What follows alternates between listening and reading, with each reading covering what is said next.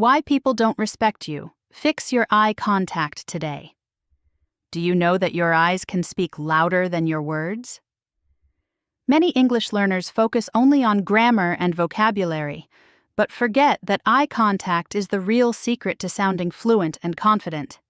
In this video, I'll show you how to use eye contact naturally in conversations, interviews, and public speaking, so people respect your words and trust your presence.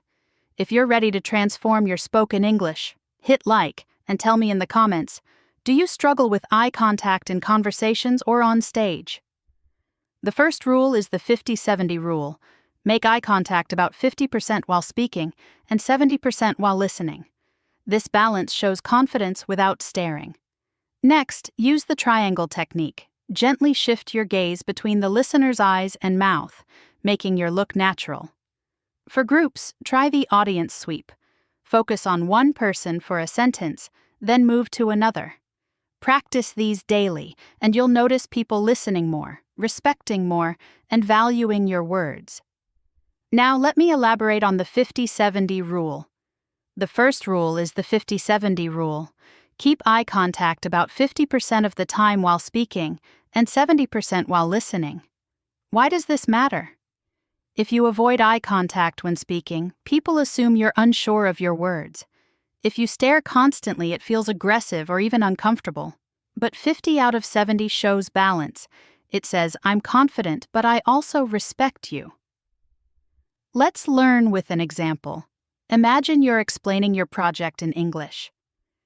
You look down at your notes most of the time. Your teacher or manager may think you don't believe in yourself. Now, if you stare into their eyes the whole time, they'll feel awkward. But if you hold eye contact for a phrase, then shift naturally, you'll look confident and composed. Comment below. Do you think you give more eye contact while speaking or while listening? Now, let me elaborate on the next. The triangle technique. The second rule is the triangle technique, perfect for one-on-one conversations. Instead of locking onto one eye and staring, move your gaze gently between the left eye, then the right eye, then the mouth, forming a soft triangle. Why does this work? It makes your gaze natural, warm, and engaging. It also prevents nervous darting or stiff staring. Let's understand with an example.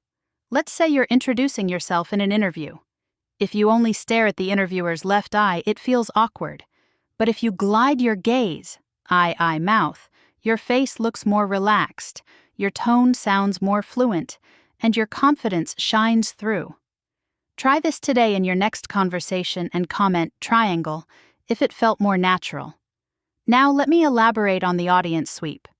Now, what if you're speaking to a group? That's where the audience sweep comes in. The rule is simple. Land your eyes on one person for a full sentence, then shift to another person for the next. Keep sweeping across the room in different zones, front, middle, back, so everyone feels included. Imagine you're giving a short English speech to your classmates. If you only look at your notes or just one person in the front row, others switch off. But if you sweep your gaze, one line to someone on the left, one line to the center, one to the back, suddenly, the whole room feels connected. Imagine 5 people sitting in front of you right now. Whose eyes would you choose first? Type it in the comments. These techniques only work if you practice them. Here's a quick drill you can do daily in just 1 minute. Read a sentence out loud and hold eye contact in the mirror until the period.